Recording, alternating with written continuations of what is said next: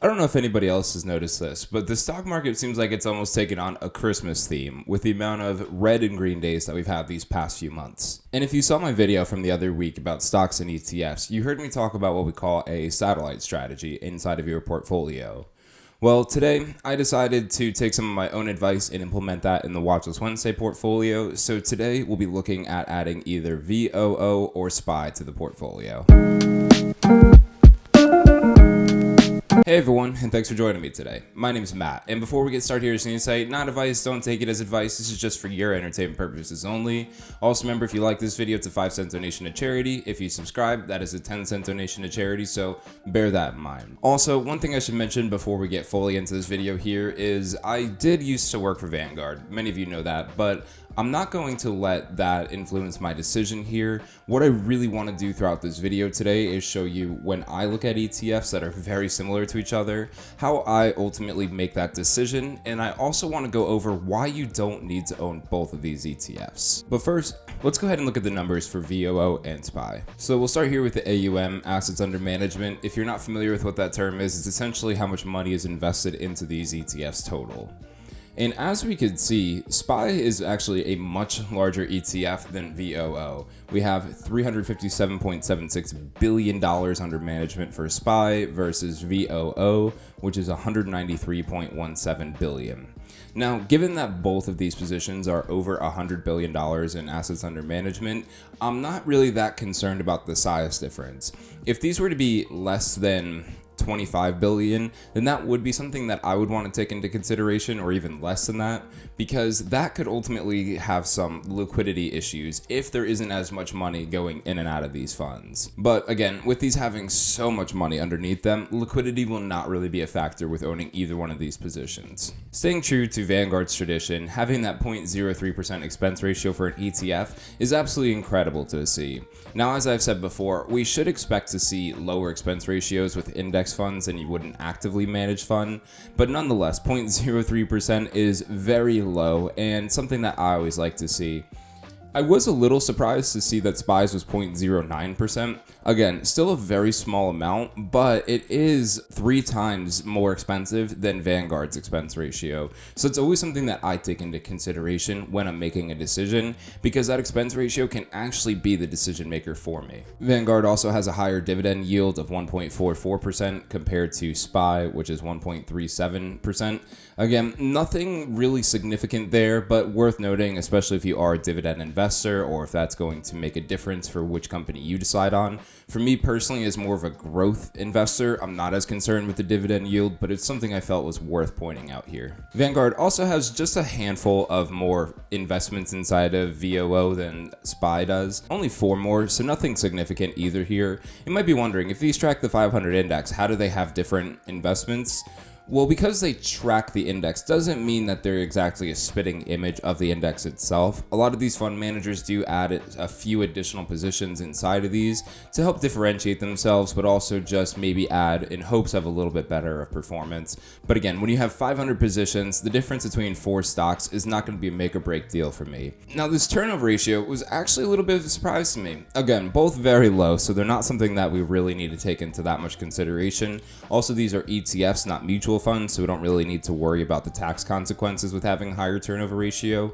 But I was surprised to see that SPY has a lower turnover ratio than Vanguard, 2% to 4%. So that's something that I always like to look at, because as a buy and hold investor, when I see ETFs that have turnover ratios over 25-30%, that is a little bit of a red flag to me, because it does make me question how long are they actually staying into these positions. If you're not familiar with what a turnover ratio is, I explained it in my ETF video, but real quickly, essentially what that means is it's the percentage of how quickly they buy and sell out of a position during a year's time frame. So with these numbers, there's not really much of a difference that we could tell taking a look at them. Sure, VOO has some advantages over SPY, but SPY also has a few other advantages over VOO. So I like to take a look at their performances as well as the actual positions that they hold on to and how those are weighted to see if that can help me make a decision for which one I would invest in my portfolio. And I found this information here from ETF.com. As you can see, for the performance of VOO and SPY, once again, they are both on that graph there. You just can't see it because they perform exactly the same. Sure, they're off by a few percentage points over the years, or as you can see through those time frames, but ultimately these funds perform almost identically to each other. So really, with that graph and performance being no help, the next step I took was to look at the top 10 holdings of these positions. And again, this information is from ETF.com as well. So we're not really making that much traction here with trying to find a difference and ultimately which is going to be the better investment here. As we can see from these top 10 holdings, they have the exact same top 10 holdings in the same order. The only difference is the way that they're actually weighted. So as we can see with VOO is on the left, SPY is on the right, just worth mentioning. We could see that VOO has 6% in Apple, where SPY only has 5.74%, so on and so forth. It goes down the whole list. So these ETFs do have investments in companies that I really like. Some of them we've already reviewed on this channel, but some of them we haven't yet, and they're ones that I wanted to get invested in. Some of the companies that I haven't reviewed yet, but ones that I'm interested in, would be the Google, Facebook, JP Morgan, and Microsoft, as well as Amazon. Those are all companies I've wanted to do a Watchlist Wednesday video of, just haven't gotten around to. So buying this position will at least give us exposure to those companies, so we won't miss out on any future gains that these ETFs provide or those companies provide by investing in these ETFs. So when we're looking at these, it can be really hard to make a decision, especially considering how similar they are. When we look at like the numbers we went through, when we compare the performances over the past month, years, whatever, as well as even try to look at the top 10 holdings of these positions. But before I explain why I'm choosing the ETF that I am going to purchase, I want to explain why you don't need to add both of these to your portfolio. And the biggest reason is it has to come down with diversification in your portfolio. I've seen a lot of people believe that owning both of these will give them diversification, and I certainly understand that thought process because you're technically purchasing two different investments.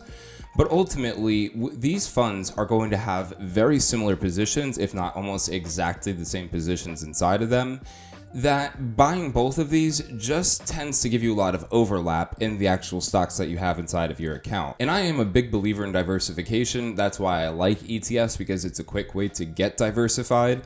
But that's where, as an investor, you have to be careful, because as you saw there, if you purchase VOO and SPY, you're not really spreading yourself out across different companies or spreading your risk. So that's the biggest reason why I don't believe you need to own both of these. Now, how did I come to a decision though? Because as we saw, there's not really much of a difference here. So how do you pick between the two?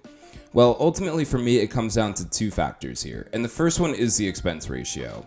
Of course, Vanguard's expense ratio is lower than what we'll see for SPY, not by much. I mean, 0.03 to 0.09% isn't that huge of a difference, but over time that can add up. If you have the ability to choose from two of almost the exact same thing, just one is cheaper to have for the long run, then I'm absolutely going to go with whatever's cheaper and can ultimately give that back to me in performance rather than me paying that back to the company. The other reason, and this is something that I've never mentioned and probably the only time you'll hear me say this, does actually have to do with the price per share.